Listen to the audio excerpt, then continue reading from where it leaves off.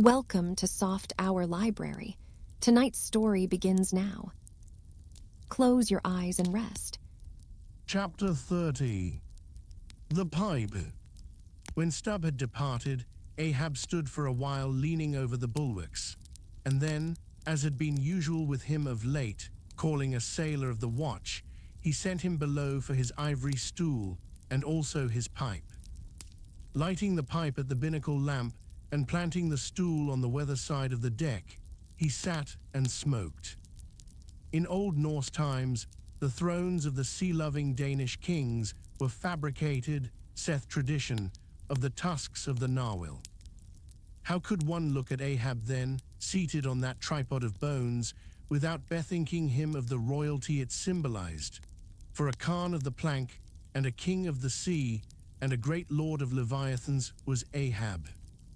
Some moments passed, during which the thick vapor came from his mouth in quick and constant puffs, which blew back again into his face. How now, he soliloquized at last, withdrawing the tube, this smoking no longer soothes. O my pipe, hard must it go with me if thy charm be gone. Here have I been unconsciously toiling, not pleasuring, aye, and ignorantly smoking to windward all the while, to windward, and with such nervous whiffs, as if, like the dying whale, my final jets were the strongest and fullest of trouble. What business have I with this pipe, this thing that is meant for sereneness, to send up mild white vapors among mild white hairs, not among torn iron grey locks like mine? I'll smoke no more. He tossed the still lighted pipe into the sea. The fire hissed in the waves, the same instant the ship shot by the bubble the sinking pipe made. With slouched hat, Ahab lurchingly paced the planks. Chapter 31. Queen Mab. Next morning Stubb accosted Flask. Such a queer dream, King Post, I never had. You know the old man's ivory leg? Well, I dreamed he kicked me with it, and when I tried to kick back, upon my soul, my little man, I kicked my leg right off. And then, presto, Ahab seemed a pyramid, and I, like a blazing fool, kept kicking at it. But what was still more curious, Flask, you know how curious all dreams are, through all this rage that I was in, I somehow seemed to be thinking to myself, that after all, it was not much of an insult, that kick from Ahab. Why, thinks I, what's the row? It's not a real leg, only a false leg. And there's a mighty difference between a living thump and a dead thump. That's what makes a blow from the hand, Flask, 50 times more savage to bear than a blow from a cane. The living member, that makes the living insult, my little man.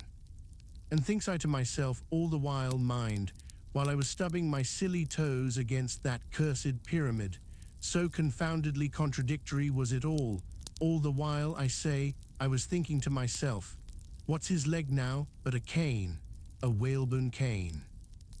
Yes, thinks I, it was only a playful cudgeling, in fact, only a whaleboning that he gave me, not a base kick.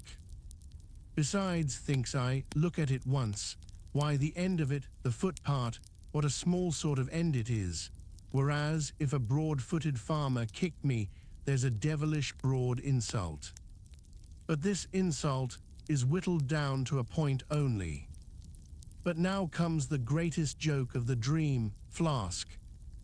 While I was battering away at the pyramid, a sort of badger-haired old merman with a hump on his back takes me by the shoulders and slews me round. What are you bout? Says he. Slid, man, but I was frightened. Such a fizz, but somehow, next moment I was over the fright. What am I about? Says I at last. And what business is that of yours? I should like to know, mister. Humpback, do you want a kick? By the Lord, Flask, I had no sooner said that, than he turned round his stern to me, bent over, and dragging up a lot of seaweed he had for a clout. What do you think I saw? Why, thunder alive, man, his stern was stuck full of marlin spikes, with the points out. Says I on second thoughts, I guess I won't kick you, old fellow." "Wise stub," said he, "wise stub," and kept muttering it all the time, a sort of eating of his own gums like a chimney hag. Seeing he wasn't going to stop saying over his wise stub, I thought I might as well fall to kicking the pyramid again. But I had only just lifted my foot for it when he roared out, "Stop that kicking." "Halloa," says I, "what's the matter now, old fellow?" "Look ye here," says he, "let's argue the insult. Captain Ahab kicked ye, didn't he?" "Yes, he did," says I, "right here it was." "Very good," says he used his ivory leg, didn't he?" "Yes, he did," says I. "Well then," says he, "wise stub, what have you to complain of? Didn't he kick with right good will? It wasn't a common pitch pine leg he kicked with, was it?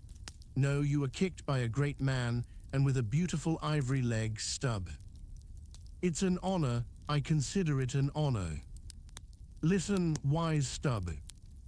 In old England, the greatest lords think it great glory to be slapped by a queen and made garter knights of. But be your boast, stub, that you were kicked by old Ahab and made a wise man of. Remember what I say, be kicked by him, account his kicks honors, and on no account kick back, for you can't help yourself, wise stub. Don't you see that pyramid? With that, he all of a sudden seemed somehow, in some queer fashion, to swim off into the air. I snored, rolled over, and there I was in my hammock. Now, what do you think of that dream, Flask? I don't know. It seems a sort of foolish to me, though. Maybe. But it's made a wise man of me, Flask. Do you see Ahab standing there, sideways looking over the stern? Well, the best thing you can do, Flask, is to let the old man alone. Never speak to him, whatever he says. Halloa, what's that he shouts? Hark! Masthead there, look sharp, all of ye, there are whales hereabouts. If ye see a white one, split your lungs for him. What do you think of that now, Flask? Ain't there a small drop of something queer about that, eh? A white whale, did ye mark that, man? Look ye, there's something special in the wind. Stand by for it, Flasky. Ahab has that's bloody on his mind. But mum, he comes this way. Chapter 32. Cetology. Already we are boldly launched upon the deep, but soon we shall be lost in its unshored, harborless immensities. Ere that come to pass, ere the Peckwood's weedy hull rolls side by side with the barnacled hulls of the Leviathan, at the outset it is but well to attend to a matter almost indispensable to a thorough appreciative understanding of the more special Leviathanic revelations and allusions of all sorts which are to fall. It is some systematized exhibition of the whale in his broad genera that I would now fain put before you. Yet is it no easy task. The classification of the constituents of a chaos, nothing less, is here essayed. Listen to what the best and latest authorities have laid down. No branch of zoology is so much involved as that which is entitled cetology, says Captain Scoresby, A. D. 1820. It is not my intention, were it in my power, to enter into the inquiry as to the true method of dividing the cetacea into groups and families. Utter confusion exists among the historians of this animal, sperm whale, says Surgeon Beale, A. D. 1839. Unfitness to pursue our research in the unfathomable waters. Impenetrable veil covering our knowledge of the cetacea. A field strewn with thorns. All these incomplete indications but serve to torture us naturalists. Thus speak of the whale, the great Cuvier, and John Hunter, and lessen those lights of zoology and anatomy. Nevertheless, though of real knowledge there be little, yet of books there are a plenty, and so in some small degree with cetology or the science of whales. Many are the men, small and great, old and new, landsmen and seamen who have at large or in little written of the whale.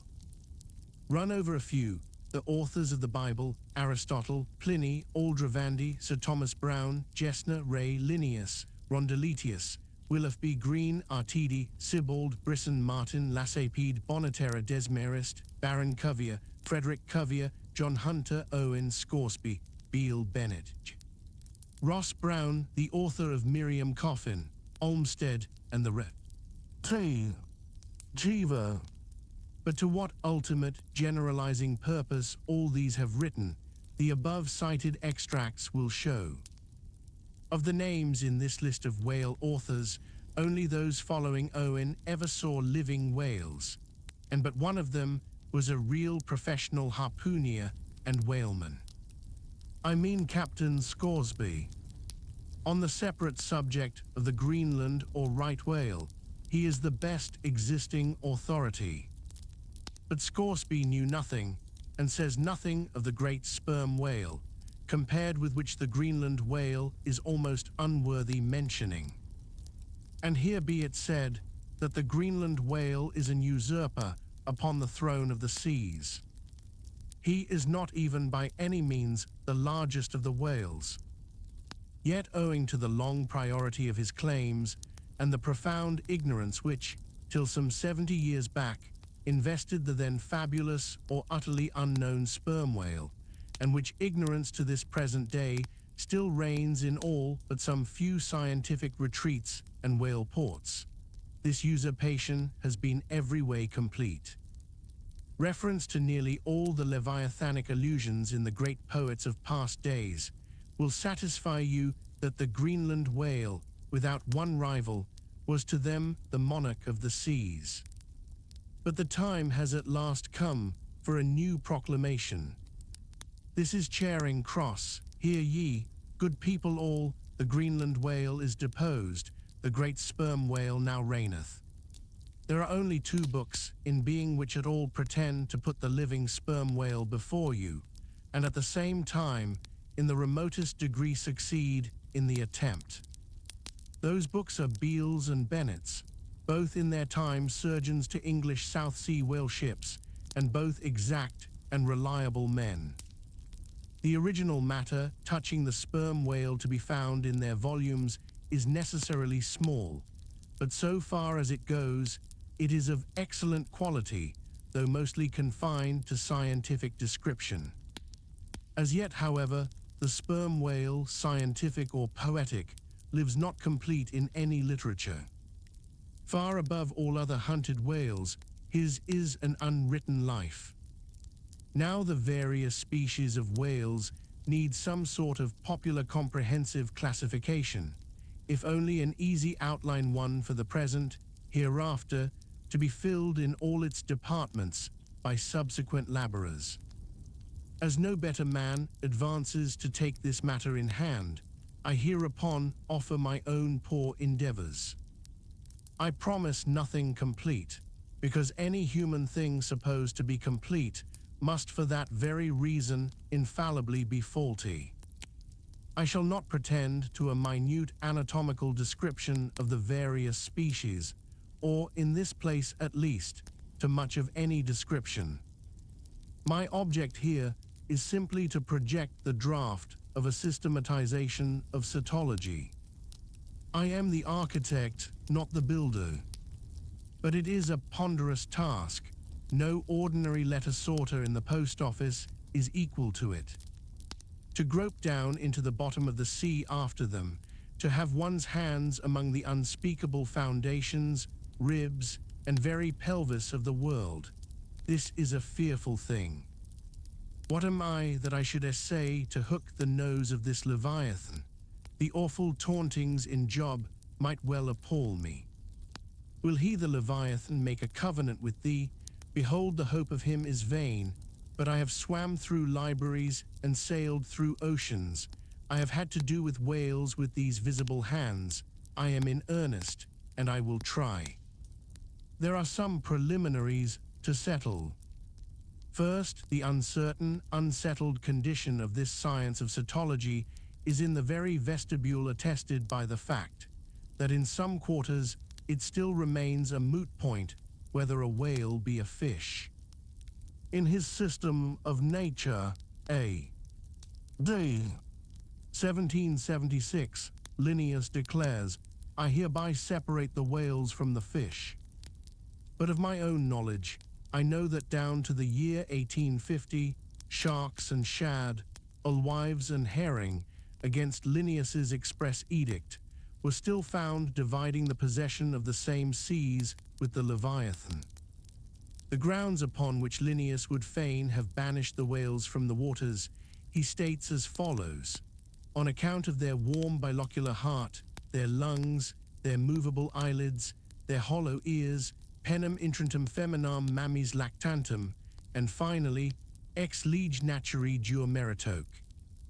I submitted all this to my friends Simeon Macy and Charlie Coffin of Nantucket, both messmates of mine in a certain voyage, and they united in the opinion that the reasons set forth were altogether insufficient. Charlie profanely hinted they were humbug. Be it known that, waiving all argument, I take the good old-fashioned ground that the whale is a fish, and call upon holy Jonah to back me. This fundamental thing settled, the next point is, in what internal respect does the whale differ from other fish? Above, Linnaeus has given you those items. But in brief, they are these: lungs and warm blood, whereas all other fish are lungless and cold-blooded. Next, how shall we define the whale by his obvious externals so as conspicuously to label him for all time to come? To be short, then, a whale is a spouting fish with a horizontal tail. There you have him. However contracted, that definition is the result of expanded meditation. A walrus spouts much like a whale, but the walrus is not a fish because he is amphibious. But the last term of the definition is still more cogent, as coupled with the first. Almost anyone must have noticed that all the fish familiar to landsmen have not a flat, but a vertical or up and down tail. Whereas among spouting fish the tail, though it may be similarly shaped, invariably assumes a horizontal position. By the above definition of what a whale is, I do by no means exclude from the Leviathanic brotherhood any sea creature hitherto identified with the whale by the best informed Nantucketers, nor, on the other hand, link with it any fish hitherto authoritatively regarded as alien. Hence, all the smaller, spouting, and horizontal-tailed fish must be included in this ground plan of cetology. Now then, come the grand divisions of the entire whale host. I am aware that down to the present time, the fish-styled lamatins and dugongs, pigfish, and sowfish of the coffins of Nantucket are included by many naturalists among the whales. But as these pigfish are a noisy, contemptible set, mostly lurking in the mouths of rivers and feeding on wet hay, and especially as they do not spout, I deny their credentials as whales, and have presented them with their passports to quit the kingdom of cetology. First, according to magnitude, I divide the whales into 3 primary books, subdivisible into chapters, and these shall comprehend them all, both small and large. The folio whale, I. The octavo whale, I. The duodecimo whale. As the type of the folio, I present the sperm whale, of the octavo, the grampus, of the duodecimo, the porpoise. Folios. Among these, I here include the following chapters. The sperm whale, I. The right whale, I. The finback whale, IV. The humpbacked whale, V. The razorback whale, VI. The sulphur bottom whale. Book I. Folio Chapter I. Sperm whale. This whale, among the English of old vaguely known as the trumper whale and the pfister whale and the anvil-headed whale, is the present cachalot of the French and the potsfish of the Germans and the macrocephalus of the long words. He is, without doubt, the largest inhabitant of the globe, the most formidable of all whales to encounter, the most majestic in aspect, and lastly, by far the most valuable in commerce, he being the only creature from which that valuable substance, spermaceti, is obtained. All his peculiarities will, in many other places, be enlarged upon.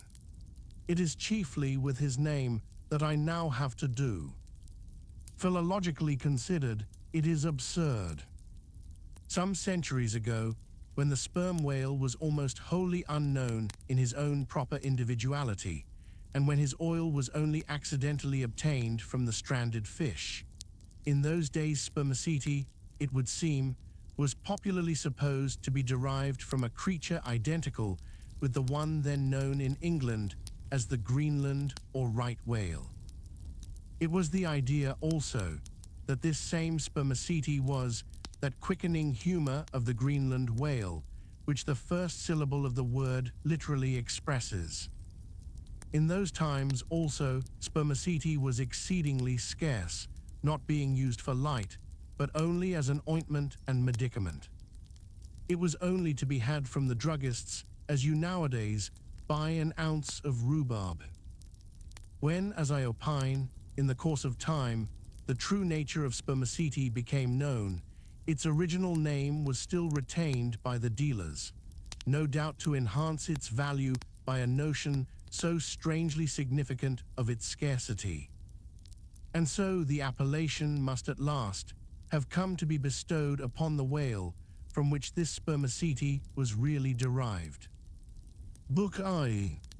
Folio Chapter II. Right whale.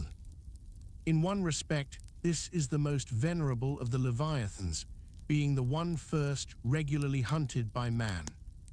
It yields the article commonly known as whalebone or baleen, and the oil specially known as whale oil, an inferior article in commerce. Among the fishermen, he is indiscriminately designated by all the following titles: the whale, the Greenland whale, the black whale, the great whale, the true whale, the right whale. There is a deal of obscurity concerning the identity of the species, thus multitudinously baptized. What then is the whale, which I include in the second species of my folios? It is the great mystistus of the English naturalists, the Greenland whale of the English whalemen, the baleine ordinaire of the French whalemen, the growlands wolfish of the Swedes. It is the whale which for more than 2 centuries past has been hunted by the Dutch and English in the Arctic seas. It is the whale which the American fishermen have long pursued in the Indian Ocean, on the Brazil banks, on the north-west coast, and various other parts of the world, designated by them right whale cruising grounds. Some pretend to see a difference between the Greenland whale of the English and the right whale of the Americans. But they precisely agree in all their grand features, nor has there yet been presented a single determinate fact upon which to ground a radical distinction. It is by endless subdivisions based upon the most inconclusive differences that some departments of natural history become so repellingly intricate. The right whale will be elsewhere treated of at some length, with reference to elucidating the sperm whale. Book I. Folio Chapter III. Finback. Under this head I reckon a monster which, by the various names of finback, tallspout, and long john, has been seen almost in every sea, and is commonly the whale whose distant jet is so often descried by passengers crossing the Atlantic in the New York packet tracks. In the length he attains, and in his baleen, the finback resembles the right whale, but is of a less portly girth, and a lighter color approaching to olive. His great lips present a cable-like aspect, formed by the intertwisting, slanting folds of large wrinkles. His grand distinguishing feature, the fin, from which he derives his name, is often a conspicuous object. This fin is some 3 or 4 feet long, growing vertically from the hinder part of the back, of an angular shape, and with a very sharp pointed end. Even if not the slightest other part of the creature be visible, this isolated fin will, at times, be seen plainly projecting from the surface. When the sea is moderately calm and slightly marked with spherical ripples, and this gnomon-like fin stands up and casts shadows upon the wrinkled surface, it may well be supposed that the watery circle surrounding it somewhat resembles a dial, with its style and wavy hour lines graved on it. On that Ahaz dial the shadow often goes back. The finback is not gregarious. He seems a whale-hater, as some men are man-haters. Very shy, always going solitary, unexpectedly rising to the surface in the remotest and most sullen waters, his straight and single lofty jet rising like a tall misanthropic spear upon a barren plain, gifted with such wondrous power and velocity in swimming as to defy all present pursuit from man. This Leviathan seems the banished and unconquerable Cain of his race, bearing for his mark that style upon his back. From having the baleen in his mouth, the finback is sometimes included with the right whale, among a theoretic species denominated whalebone whales, that is, whales with baleen. Of these so-called whalebone whales, there would seem to be several varieties, most of which, however, are little known. Broad-nosed whales and beaked whales, pike-headed whales, bunched whales, underjawed whales and rostrated whales are the fishermen's names for a few sorts. In connection with this appellative of whalebone whales, it is of great importance to mention that however such a nomenclature may be convenient in facilitating allusions to some kind of whales, yet it is in vain to attempt a clear classification of the Leviathan, founded upon either his baleen, or hump, or fin, or teeth.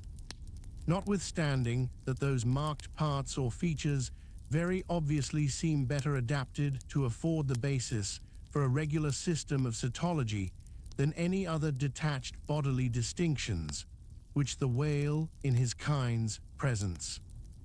How then the baleen, hump, back fin, and teeth?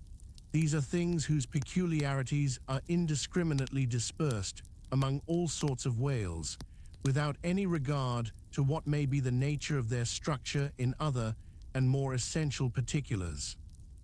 Thus the sperm whale and the humpbacked whale each has a hump, but there the similitude ceases.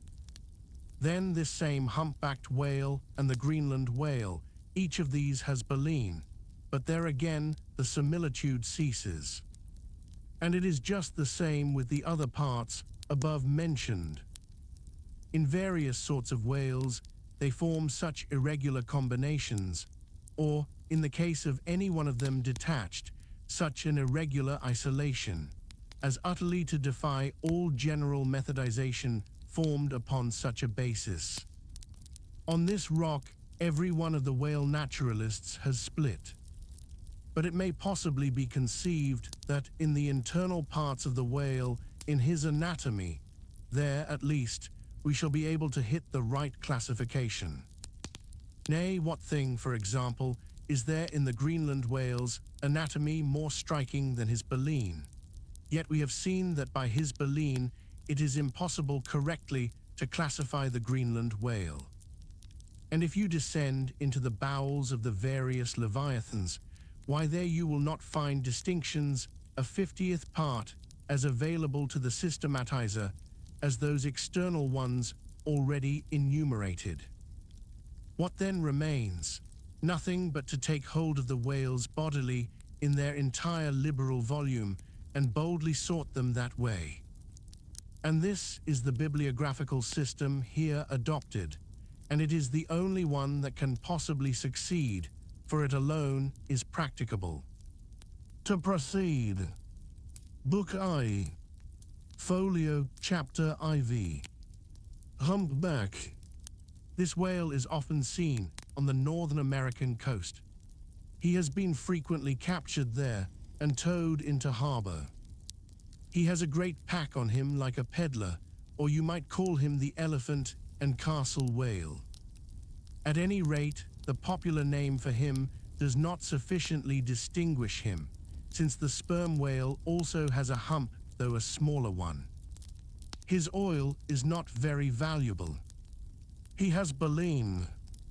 He is the most gamesome and light-hearted of all the whales, making more gay foam and white water generally than any other of them. Book I. Folio Chapter V. Razorback. Of this whale little is known but his name. I have seen him at a distance off Cape Horn. Of a retiring nature, he eludes both hunters and philosophers. Though no coward, he has never yet shown any part of him but his back, which rises in a long, sharp ridge.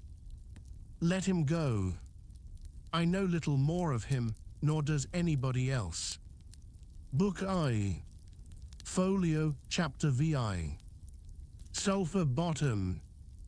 Another retiring gentleman, with a brimstone belly doubtless got by scraping along the Tartarian tiles in some of his profounder divings. He is seldom seen, at least I have never seen him except in the remoter southern seas, and then always at too great a distance to study his countenance. He is never chased, he would run away with rope-walks of line. Prodigies are told of him. Adieu, Sulphur Bottom. I can say nothing more that is true of ye, nor can the oldest Nantucketer. Thus ends Book I. Folio, and now begins Book II. Octavo. Octavos. These embrace the whales of middling magnitude, among which present may be numbered I. The grampus II. The blackfish III. The narwhal IV. The thrasher V. The kilo. Why this book of whales is not denominated, the quarto is very plain. Because while the whales of this order, though smaller than those of the former order, nevertheless retain a proportionate likeness to them in figure, yet the bookbinder's quarto volume in its dimensioned form does not preserve the shape of the folio volume, but the octavo volume does. Book II. Octavo Chapter I. Grampus.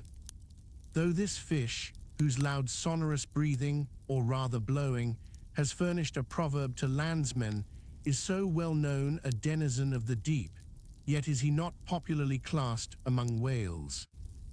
But possessing all the grand distinctive features of the Leviathan, most naturalists have recognized him for one. He is of moderate octavo size, varying from 15 to 25 feet in length, and of corresponding dimensions round the waist. He swims in herds. He is never regularly hunted, though his oil is considerable in quantity and pretty good for light. By some fishermen, his approach is regarded as premonitory of the advance of the great sperm whale. Book II. Octavo Chapter II. Blackfish. I give the popular fishermen's names for all these fish, for generally they are the best. Where any name happens to be vague or inexpressive, I shall say so and suggest another. I do so now, touching the blackfish, so called, because blackness is the rule among almost all whales. So call him the hyena whale, if you please.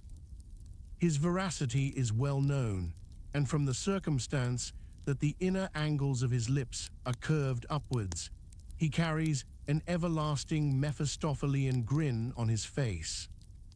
This whale averages some 16 or 18 feet in length. He is found in almost all latitudes. He has a peculiar way of showing his dorsal hooked fin in swimming, which looks something like a Roman nose.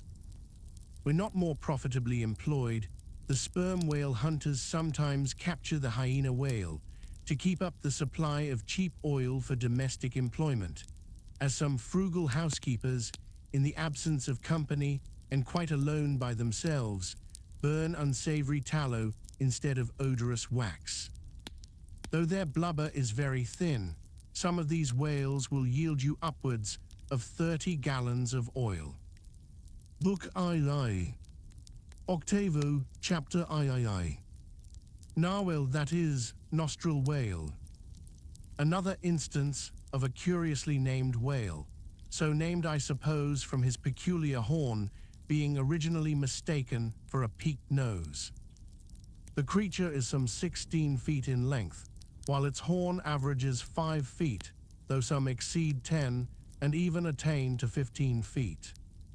Strictly speaking, this horn is but a lengthened tusk, growing out from the jaw in a line a little depressed from the horizontal. But it is only found on the sinister side, which has an ill effect, giving its owner something analogous to the aspect of a clumsy left-handed man. What precise purpose this ivory horn or lance answers, it would be hard to say. It does not seem to be used like the blade of the swordfish and billfish, though some sailors tell me that the narwhal employs it for a rake in turning over the bottom of the sea for food. Charlie Coffin said it was used for an ice piercer, for the narwhal, rising to the surface of the polar sea and finding it sheeted with ice, thrusts his horn up and so breaks through. But you cannot prove either of these surmises to be correct. My own opinion is that however this one-sided horn may really be used by the narwhal, however that may be, it would certainly be very convenient to him for a folder in reading pamphlets.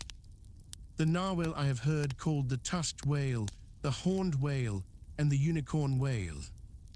He is certainly a curious example of the unicornism, to be found in almost every kingdom of animated nature. From certain cloistered old authors, I have gathered that this same sea unicorn's horn was in ancient days regarded as the great antidote against poison, and as such, preparations of it brought immense prices.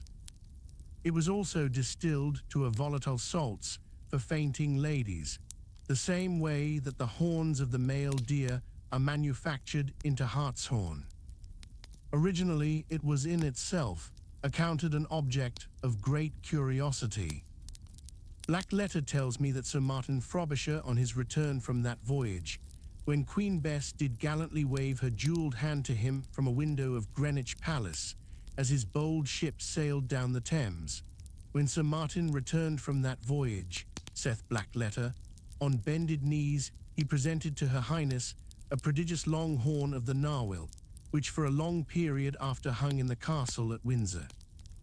An Irish author avers that the Earl of Leicester, on bended knees, did likewise present to Her Highness another horn, pertaining to a land beast of the unicorn nature. The narwhal has a very picturesque, leopard-like look, being of a milk-white ground color, dotted with round and oblong spots of black. His oil is very superior, clear and fine, but there is little of it, and he is seldom hunted. He is mostly found in the circumpolar seas. Book I. Octavo, chapter IV. Kilo. Of this whale little is precisely known to the Nantucketer, and nothing at all to the professed naturalist. From what I have seen of him at a distance, I should say that he was about the bigness of a grampus. He is very savage, a sort of Fiji fish. He sometimes takes the great folio whales by the lip and hangs there like a leech till the mighty brute is worried to death. The killer is never hunted. I never heard what sort of oil he has. Exception might be taken to the name bestowed upon this whale, on the ground of its indistinctness. For we are all killers, on land and on sea, Bonapartes and sharks included. Book II. Octavo, Chapter V. Thrasher. This gentleman is famous for his tail, which he uses for a ferial in thrashing his foes. He mounts the folio whale's back, and as he swims, he works his passage by flogging him, as some schoolmasters get along in the world by a similar process. Still less is known of the thrasher than of the killer. Both are outlaws, even in the lawless seas. Thus ends Book II. Octavo, and begins Book III. Duodecimo. Duodecimos. These include the smaller whales. The hussar porpoise. The Algerine porpoise. The mealy-mouthed porpoise. To those who have not chanced specially to study the subject, it may possibly seem strange that fishes not commonly exceeding 4 or 5 feet should be marshaled among whales, a word which, in the popular sense, always conveys an idea of hugeness. But the creatures set down above as duodecimos are infallibly whales, by the terms of my definition of what a whale is. A spouting fish with a horizontal tail. Book II. Duodecimo, Chapter 1. Hussar porpoise. This is the common porpoise, found almost all over the globe. The name is of my own bestowal, for there are more than one sort of porpoises, and something must be done to distinguish them. I call him thus because he always swims in hilarious shoals, which upon the broad sea keep tossing themselves to heaven like caps in a 4th of July crowd. Their appearance is generally hailed with delight by the mariner. Full of fine spirits, they invariably come from the breezy billows to windward. They are the lads that always live before the wind. They are accounted a lucky omen. If you yourself can withstand 3 cheers at beholding these vivacious fish, then heaven help ye, the spirit of godly gamesomeness is not in ye. A well-fed, plump hussar porpoise will yield you 1 good gallon of good oil. But the fine and delicate fluid extracted from his jaws is exceedingly valuable. It is in request among jewelers and watchmakers. Sailors put it on their hones. Porpoise meat is good eating, you know. It may never have occurred to you that a porpoise spouts. Indeed, his spout is so small that it is not very readily discernible. But the next time you have a chance, watch him, and you will then see the great sperm whale himself in miniature. Book II. Duodecimo, Chapter II. Algerine porpoise. A pirate. Very savage. He is only found, I think, in the Pacific. He is somewhat larger than the hussar porpoise, but much of the same general make. Provoke him, and he will buckle to a shark. I have lowered for him many times, but never yet saw him captured. Book II. Duodecimo, Chapter II. Mealy-mouthed porpoise. The largest kind of porpoise, and only found in the Pacific so far as it is known. The only English name by which he has hitherto been designated is that of the fishers, right whale porpoise, from the circumstance that he is chiefly found in the vicinity of that folio. In shape, he differs in some degree from the hussar porpoise, being of a less rotund and jolly girth. Indeed, he is of quite a neat and gentlemanlike figure. He has no fins on his back, most other porpoises have. He has a lovely tail, and sentimental Indian eyes of a hazel hue. But his mealy mouth spoils all. Though his entire back down to his side fins is of a deep sable, yet a boundary line, distinct as the mark in a ship's hull, called the bright waist, that line streaks him from stem to stern, with two separate colors, black above and white below. The white comprises part of his head and the whole of his mouth, which makes him look as if he had just escaped from a felonious visit to a meal bag. A most mean and mealy aspect, his oil is much like that of the common porpoise. Beyond the duodecimo, this system does not proceed, inasmuch as the porpoise is the smallest of the whales. Above, you have all the leviathans of note. But there are a rabble of uncertain, fugitive, half-fabulous whales, which, as an American whaleman, I know by reputation, but not personally. I shall enumerate them by their forecastle appellations, for possibly such a list may be valuable to future investigators who may complete what I have here but begun. If any of the following whales shall hereafter be caught and marked, then he can readily be incorporated into this system according to his folio, octavo, or duodecimo magnitude: the bottlenose whale, the junk whale, the pudding-headed whale, the cape whale, the leading whale, the cannon whale, the scrag whale, the coppered whale, the elephant whale, the iceberg whale, the quag whale, the blue whale, etc. From Icelandic, Dutch, and Old English authorities, there might be quoted other lists of uncertain whales, blessed with all manner of uncouth names.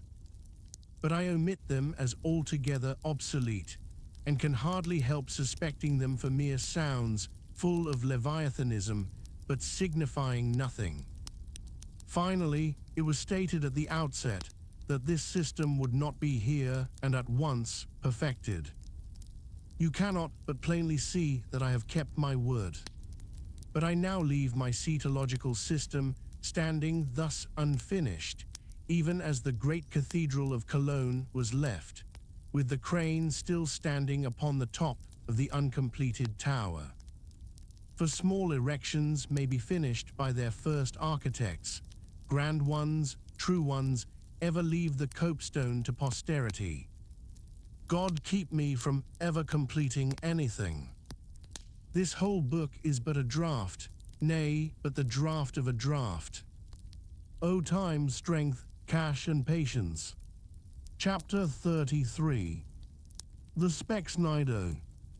Concerning the officers of the whale craft, this seems as good a place as any to set down a little domestic peculiarity on shipboard, arising from the existence of the harpooner class of officers, a class unknown, of course, in any other marine than the whale fleet. The large importance attached to the harpooner's vocation is evinced by the fact that originally in the old Dutch fishery, 2 centuries and more ago, the command of a whale ship was not wholly lodged in the person now called the captain, but was divided between him and an officer called the specksnider. Literally, this word means fat cutter. Usage, however, in time made it equivalent to chief harpooner. In those days, the captain's authority was restricted to the navigation and general management of the vessel, while over the whale hunting department and all its concerns, the specksnider or chief harpooner reigned supreme. In the British Greenland fishery, under the corrupted title of specksioneer, this old Dutch official is still retained, but his former dignity is sadly abridged. At present he ranks simply as senior harpooner, and as such is but one of the captain's more inferior subalterns. Nevertheless, as upon the good conduct of the harpooneers, the success of a whaling voyage largely depends, and since in the American fishery he is not only an important officer in the boat, but under certain circumstances, night watches on a whaling ground, the command of the ship's deck is also his. Therefore the grand political maxim of the sea demands that he should nominally live apart from the men before the mast, and be in some way distinguished as their professional superior. though always, by them, familiarly regarded as their social equal. Now the grand distinction drawn between officer and man at sea is this: the first lives aft, the last forward. Hence in whale ships and merchantmen alike, the mates have their quarters with the captain, and so too, in most of the American whalers, the harpooneers are lodged in the after part of the ship. That is to say, they take their meals in the captain's cabin and sleep in a place indirectly communicating with it. Though the long period of a southern whaling voyage, by far the longest of all voyages now or ever made by man, the peculiar perils of it, and the community of interest prevailing among a company, all of whom, high or low, depend for their profits, not upon fixed wages, but upon their common luck, together with their common vigilance, intrepidity, and hard work. Though all these things do in some cases tend to beget a less rigorous discipline than in merchantmen generally. Yet never mind how much like an old Mesopotamian family these whalemen may, in some primitive instances, live together.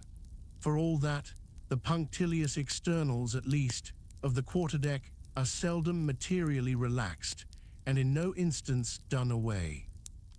Indeed, many are the Nantucket ships in which you will see the skipper parading his quarterdeck with an elated grandeur not surpassed in any military navy, nay, extorting almost as much outward homage as if he wore the imperial purple, and not the shabbiest of pilot cloth. And though of all men the moody captain of the Pequod was the least given to that sort of shallowest assumption, and though the only homage he ever exacted was implicit, instantaneous obedience, though he required no man to remove the shoes from his feet ere stepping upon the quarterdeck, and though there were times when, owing to peculiar circumstances connected with events hereafter to be detailed, he addressed them in unusual terms, whether of condescension or in terrorem or otherwise. Yet even Captain Ahab was by no means unobservant of the paramount forms and usages of the sea. Nor perhaps will it fail to be eventually perceived that behind those forms and usages, as it were, he sometimes masked himself, incidentally making use of them for other and more private ends than they were legitimately intended to subserve. That certain sultanism of his brain, which had otherwise in a good degree remained unmanifested, through those forms that same sultanism became incarnate in an irresistible dictatorship. For be a man's intellectual superiority what it will, it can never assume the practical, available supremacy over other men, without the aid of some sort of external arts and entrenchments, always, in themselves, more or less paltry and base.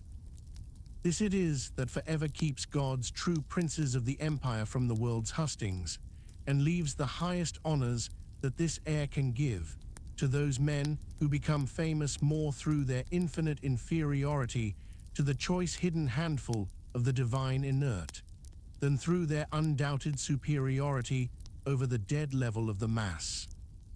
Such large virtue lurks in these small things when extreme political superstitions invest them, that in some royal instances, even to idiot imbecility, they have imparted potency. But when, as in the case of Nicholas the Tsar, the ringed crown of geographical empire encircles an imperial brain, then the plebeian herds crouch abased before the tremendous centralization. Nor will the tragic dramatist who would depict mortal indomitableness in its fullest sweep and direct swing ever forget a hint incidentally so important in his art as the one now alluded to. But Ahab, my captain, still moves before me in all his Nantucket grimness and shagginess, and in this episode touching emperors and kings, I must not conceal that I have only to do with a poor old whale hunter like him, and therefore all outward majestical trappings and housings are denied me. O Ahab, what shall be grand in thee, it must needs be plucked at from the skies, and dived for in the deep, and featured in the unbodied air.